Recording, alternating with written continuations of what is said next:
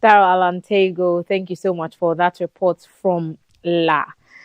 It's La Homowo happening today, this week. A lot of activities in that community, so be a part of it. Connect with Obonu TV, which is the Greater Accra television station of GBC, broadcasting in Ga and Dangbe languages, and catch up with all that you might be missing from the La Homo Festival grounds right here in the Greater Accra region.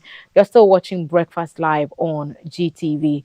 On the segment, the NPA is set to roll out the cylinder recirculation model. And at the table today, we want to understand what that policy means and why it was implemented. Safety is the key issue to avoid the situations like we witnessed at that Atomic Junction incident a few years ago, where a tanker exploded and several lives were lost. So conversations about having this pilot, which became an implementing policy rolled out, has become a divided issue. Even operators have had situations where they have concerns. So at the table today, we want to understand what the modalities are and how we can allay some of your fears about the cylinder recirculation model.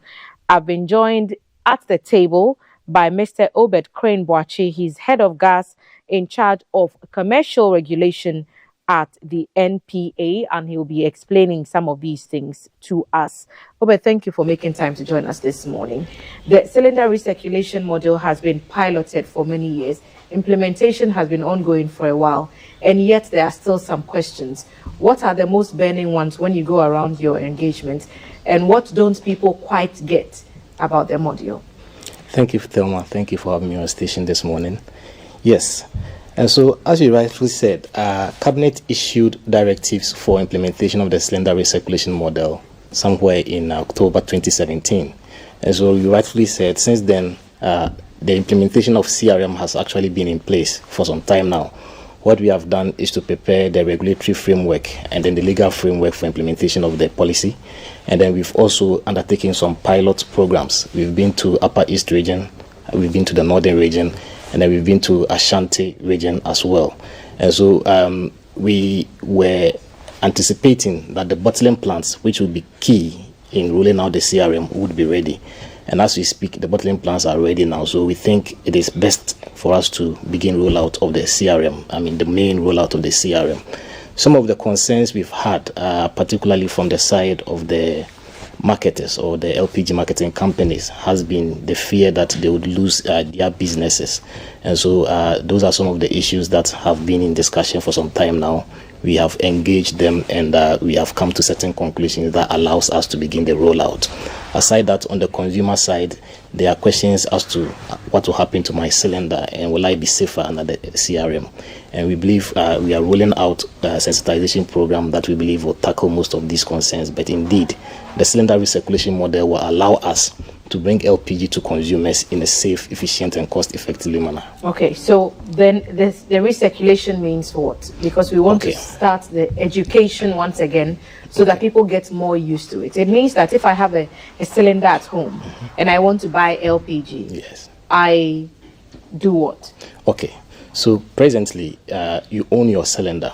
And so if you want to buy LPG, you go to the refilling station, which is located in our communities, in densely populated areas, and then you go there and then you pay for the gas quantity, and then it is filled into your cylinder, and then you take it home. Now, under the cylinder recirculation model, what we are saying is that we would have automated bottling plants. These are large-scale bottling plants that are able to fill about 24,000 cylinders a day.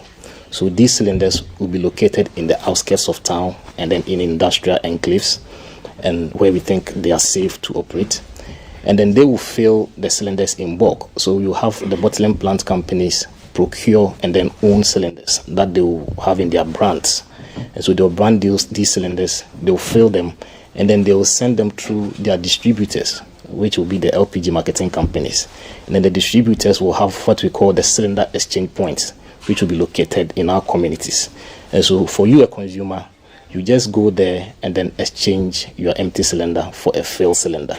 So the process of the cylinder starting at the bottling plant, getting filled, being transported to the exchange point, you the consumer picking it up, using it, and then bringing it back, and then it's coming through the same chain back to the bottling plant is what we call the recirculation model. Okay. So that cycle of the cylinder is what we call the recirculation model. So then my first question is, so now I don't own my cylinder anymore.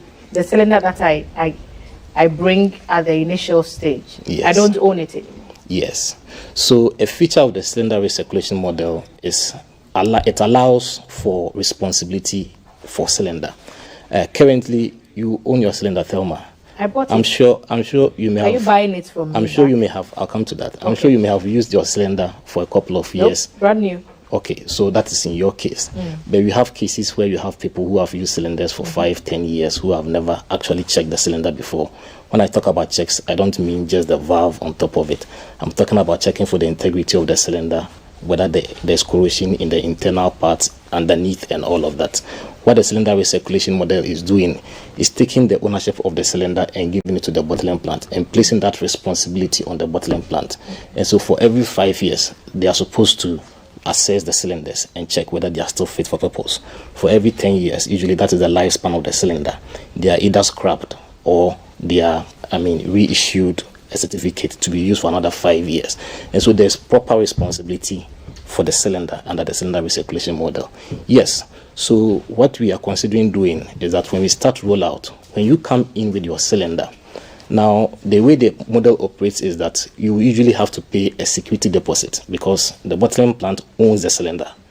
And so for them to give it to you to go and use, you put down a security deposit just to indicate that, okay, so it will not be the cost of the entire cylinder. Yes, so you pay a security deposit to indicate that you will bring the cylinder back. It's just a deposit. You are not paying for the cost of the cylinder. But we are saying because you own a cylinder under the cylinder recirculation model, your cylinder will be considered as a security deposit in that case. And for new users, they may be required to pay that security deposit, which an LPGMC may decide not to take at all.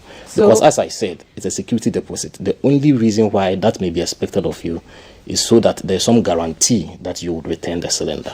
Okay. So yes. that makes sense for my brother who has used his cylinder for the past 7 years, and so and he's painted it so that we don't see the rust. You see, but for me that just bought mine 2 months ago. Yes, that is like asking me to make a 500 Ghana cedi, depending on the size of my cylinder, deposit as a security deposit.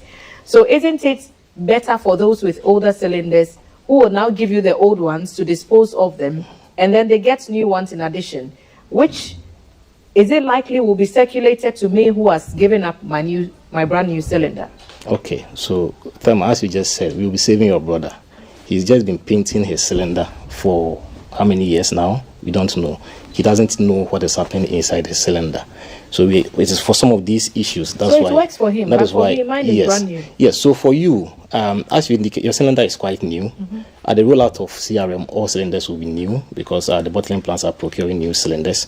And as I indicated, they are going to maintain the cylinders. When a cylinder comes to the bottling plant, they first check for dents. Where there are massive dents on the cylinders, they work on them either at the bottling plant or they are sent to the cylinder manufacturing companies. Now, under the CRM, we intend to manufacture all the steel cylinders here in Ghana. And we are working with local cylinder manufacturing companies who have the capacity to be able to meet our cylinder needs.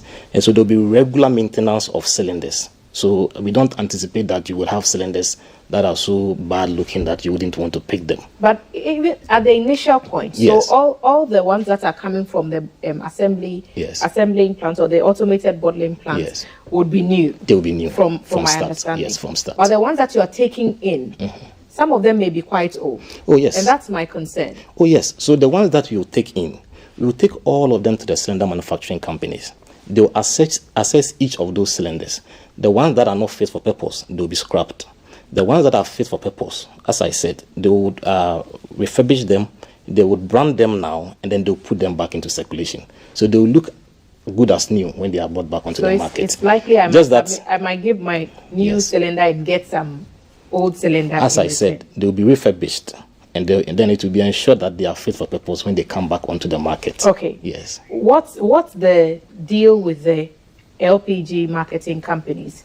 You say that the fear is that they may lose their businesses, because if vehicles are going round and people are exchanging their empty cylinders for filled cylinders, you don't need to go to the marketing companies anymore. What's the deal for them? Okay, so their challenge was that we were seeking to close the existing system and then introduce the CRM. Is that what you're doing? But that is not what we are doing now. Now we intend to roll out for the two models to run side by side as we start. And then as it goes on gradually, we hope the cylinder recirculation model will take over. Now, we intend to use the existing service providers, that is the LPGMCs, to run the CRM. And we intend to use their existing infrastructure to also run the CRM. When I say that, what I mean is that, for instance, if you want to set up a cylinder exchange point now, you go to an LPG marketing company, and then there's an agency agreement between you and then the company. Then they supply LPG to you for you to sell at your station. We are using the same arrangement under the CRM. So, for instance, if somebody wants to become a reseller, if somebody wants to put a cage in your community and then have cylinders and then sell gas, they have to go to an LPGMC and then register through such an LPGMC. And so it will actually increase the volumes they sell.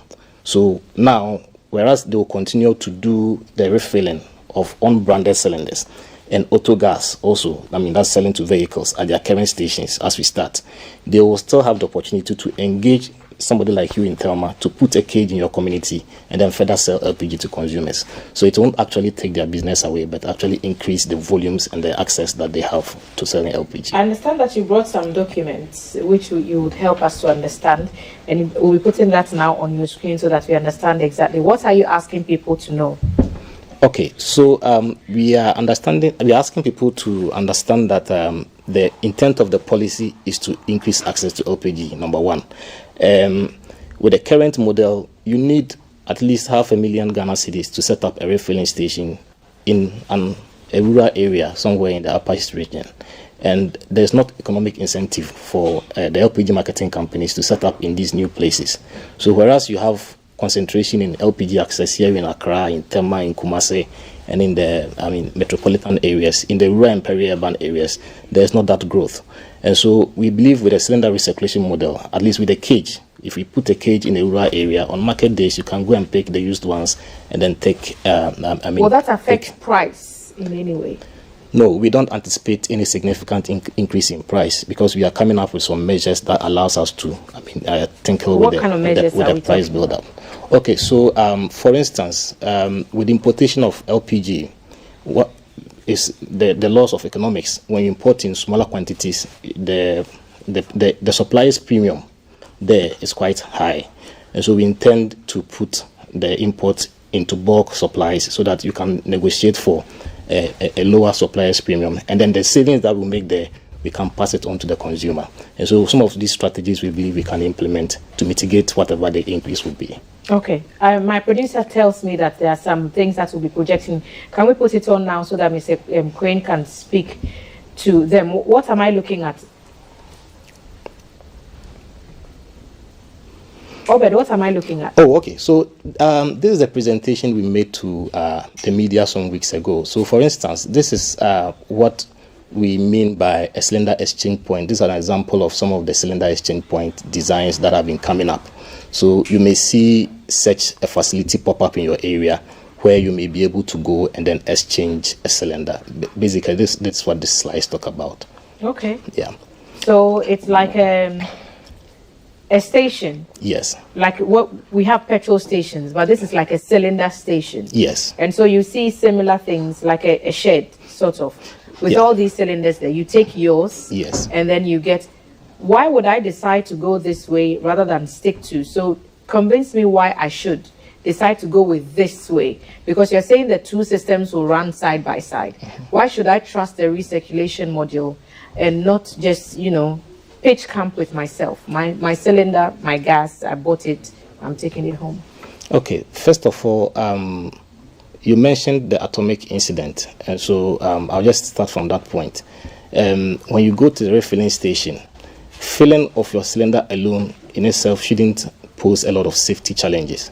But then there are other factors that may happen at the station that may also compromise on your safety. We believe at the cylinder exchange point, all those safety concerns are taken out because there's no filling activity over there. You just have cylinders sitting. And so they are and that comes with no risk if the cylinders are sat there. Yes. Under the vagaries of the weather, no matter the temperature they are kept under. As you could see, it's supposed to be under shed. So there are requirements for instance, a cylinder exchange point. There are requirements and which are supposed to ensure that the cylinders are kept in a good condition, so they won't be exposed to the weather as you claim. And so we believe with the cylinder recirculation model, we take away some of those challenges. That is, with you going to the cylinder exchange point. Number two, as I indicated, because the cylinders will now be refurbished from time to time, and then somebody is responsible for the cylinder. Even the cylinder you take home, you are sure that you have a cylinder that is, safe and fit for purpose. And so we believe the LPG cylinder recirculation model, allows users to use LPG in a more safer manner. And as I indicated, for us here in Accra, we may still want to probably go by the old model, but for people in the peri-urban and rural areas who are still waiting for somebody to come up, set up a refilling station, they may never see that day because it costs quite a lot to put a refilling station in those areas. And the demand there may not justify for an investor to put such a facility there. But then with a cage or with a cylinder exchange point, which is quite, less costly compared to the refilling station, we will be able to bring access to such users. And so for me, those are the two key issues, access and safety. We believe the cylinder recirculation model guarantees us that. Who qualifies to get on board? Because the LPG marketing companies are there. But you're saying that people could even go to them and have some kind of agreement to bring cylinders. Yes. Where are those cylinders? Where could someone get those cylinders to? Someone is seeing a business opportunity in there. How can people take advantage? Yes. So as I indicated, the bottling plants will own the cylinders, and then they will distribute the cylinders. Where are some of these bottling plants? You say some are ready. Oh yes. So we have about 4 bottling plants ready.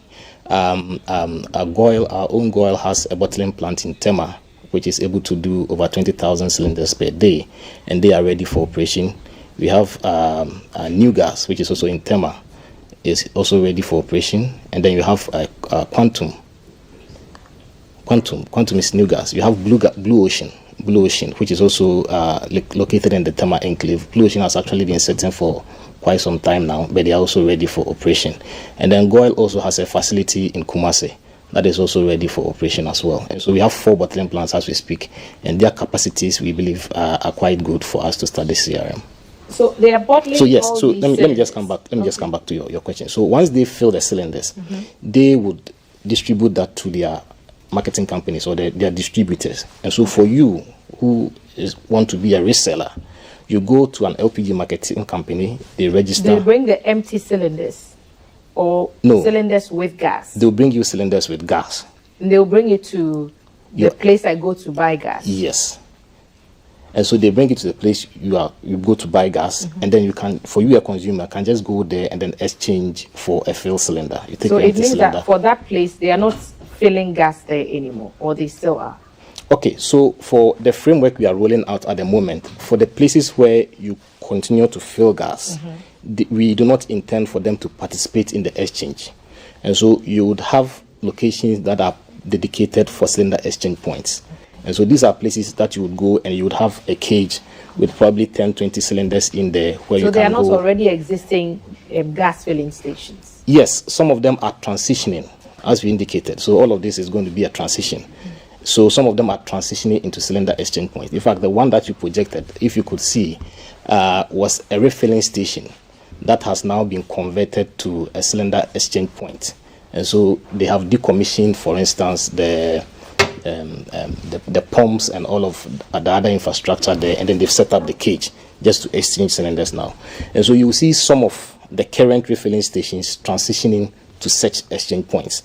And then you would see new ones also coming up that are designed just to be cylinder exchange point. And then you will see the reseller points, which are the places that will be a small cage in your communities as well. Yes. What's the incentive for a business that is a gas filling station now to make the switch? Okay, so as we indicated, the cylinder recirculation model allows you to sell more volumes. It allows you to reach more consumers. And so we think with the current model, with the safety issues associated in operating those places, and with the challenge with regards to setting up new stations in new areas, we think we use the cylinder recirculation model to access the new areas, whereas with the old places, we can still continue to do what we do until we transition to the cylinder recirculation model. Okay, I'm getting a few questions. So the concerns about job losses, you've said that the gas marketing companies will not be, closed down. So those concerns it won't happen. No. In fact, we would create more jobs.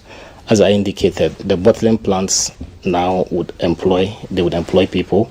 The cylinder transportation companies, which is not present now, transportation of cylinders also brings new jobs. And then also even reselling, in the case of resellers, that also gives new jobs.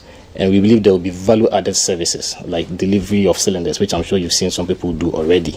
So for instance, in the area of delivery of cylinders, there will be jobs, and then there will be tech solutions that allow people to order for gas delivered at your home and all of that. What are the safety procedures for transport?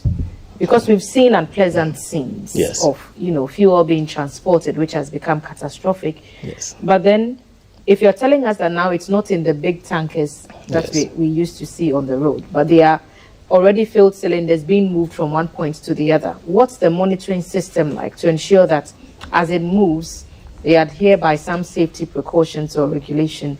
And even as they are sighted, they are grounded, they are kept at a certain, under a certain regulation to ensure that it's still safe. Yes. So the framework I spoke of earlier includes the guidelines, for instance, the guidelines for transportation of cylinders. And we've come up with some designs and some requirements for instance, a vehicle that would be used in transporting cylinders. And these guidelines and the designs allows us to transport cylinders in a safe manner. So for instance, if you're transporting cylinders in bulk, there are trucks that are designed specifically for that purpose. And so they are able to hold the cylinders in place to make sure that in the transportation process, they do not fall and all of that. And we are working to have these vehicles in partnership with people in the industry already, again, with the tanker drivers, tanker owners union, and then the LPGMCs themselves who have been operating in the space. So they have experience in transportation of products such as LPG. And so with that and with training, we also seek to train people who operate in that space. We believe we'll be able to transport cylinders in a safe manner. So it's cylinder for cylinder, right? Yes, whatever please. Cylinder you give, yes, you get the same size of cylinder filled with gas. Yes. So if mine is the fancy one, the fiber one that is we're told is more expensive than the metal ones that are more widely available. In fact, in our discussions with the bottling plants, they are making procurement of fiberglass cylinders as well to serve that niche market of people who prefer to use fiberglass as well. That's nice. So thank you for sharing those things with us. But you're saying that all this will not affect price.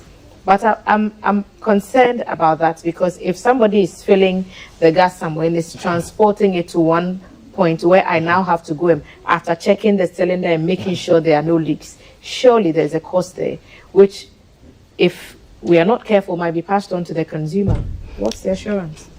Okay, so as I indicated, we have some measures in addressing that. But the point is, with the existing structure, so there are some changes that will happen in the way and manner in which they distribute LPG. And with the the cylinder recirculation model also, there are certain things that the existing structure do that the new people will not be doing. And so we put these issues into perspective, and then we've come up with the measures which we think will mitigate whatever the differences are. And so it will not affect the price significantly in that regard. I'm going to go and see if we have some messages on our screen, and then I'll ask some of those questions as they pop up on the table. Oh, screen's a bit high today. Please ask the man, if I change my cylinder and the new one has to be filled, what will be the punishment for the one who lost the new cylinder? Okay, so as I indicated, once you pay a cylinder deposit, you can access a cylinder. And so if you lose a cylinder, you have to report to the dealer in that case, I mean, you are not going to get your cylinder deposit back.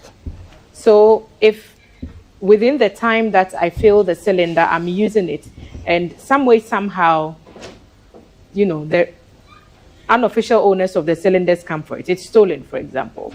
And then I need another one. Do I go to the station and say, listen, the cylinder has been stolen, so can I get another one? Practically, it's like you're losing your cylinder now. You don't go anywhere to get it replaced. So you'd have to buy a new cylinder, yes, and then resubmit the security deposit. Yes, but doesn't it defeat the purpose of a security deposit? The security deposit is for emergencies. Or? It is also meant for you to keep the cylinder secured. Remember, it's your responsibility to keep your cylinder secured. And so if you've secured your cylinder, I mean, there's no chance somebody else can come and pick it away. And so, yes, once you lose the cylinder, then again, I mean, there are ways of addressing issues of loss or theft in this country. I'm sure once you go to the dealer with the police report that your cylinder has been stolen, the dealer, per his marketing practices, may decide to give you a new cylinder. Someone is asking about insurance cover for the use of the cylinder, since just promises of security is not assurance enough for us. Is there some kind of insurance cover? Okay, so under the cylinder recirculation model, we are trying to correct some of the challenges we have in the industry. So, for instance, we are asking all the service providers to get insurance for their facilities, and we consider a cylinder as a facility. And so, yes, in that regard, there are going to be insurance on those facilities. I like this next question. What happens to those who can't afford to fill up the full cylinder? Because sometimes you go there and you say, please, today give me 20, give me 30. Yes. So for those of us who buy thoughts, what happens to us? Good. So that's a genuine challenge that we have, received from consumers. Under the cylinder recirculation model, we are bringing more different sizes of cylinders. So currently, the common ones you see are the 6 kg and then the 14.5 or 15 kg. And the cylinder recirculation model, there will be the 3 kg, 6 kg, 12.5 kg, 14.5 kg, 15 kg.